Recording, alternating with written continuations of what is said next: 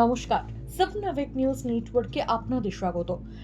রাজ্যে বেআইনি বাজি কারখানায় বিস্ফোরণের মতো ভয়াবহ স্মৃতি বহন করে চলেছে খাগড়াগড়, এগরা, দত্তপুকুরের মতো এলাকা।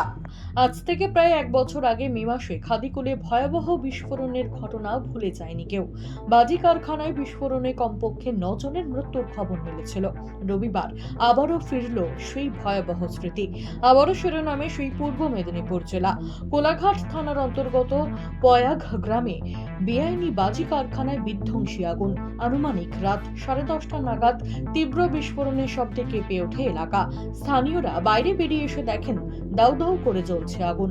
পরিস্থিতি নিয়ন্ত্রণে আসা তো অনেক দূরের কথা, তারপরেও একের পর এক বিস্ফোরণে কেঁপে ওঠে এলাকা।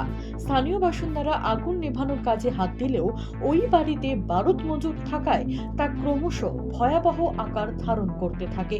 খবর পেয়ে ঘটনাস্থলে পৌঁছায় কোলাঘাট থানার বিশাল পুলিশ বাহিনী। কিছুক্ষণের মধ্যেই দমকলের ইঞ্জিন এসে বেশ কয়েক ঘন্টার চেষ্টায় আগুন নিয়ন্ত্রণে আনে। স্থানীয় সূত্রে খবর, ঘটনায় এখনো পর্যন্ত 10 জনের মৃত্যু হয়েছে। এলাকায় মোতায়েন করা হয়েছে প্রচুর পুলিশ বাহিনী।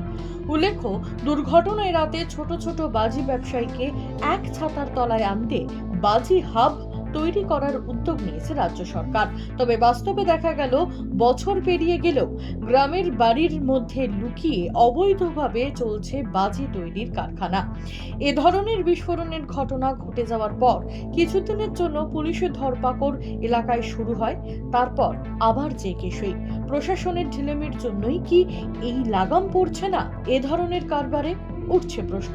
মদন মাইতি, সাবনাভিক নিউজ, কোলাঘাট। সমস্ত খবরের আপডেট পেতে লাইক করে সাবস্ক্রাইব করুন সাবনাভিক নিউজ। সেই সঙ্গে বেল বাটন প্রেস করতে ভুলবেন না। আপনাদের একটা সাবস্ক্রিপশন আমাদের জন্য অত্যন্ত মূল্যবান। জয় হিন্দ।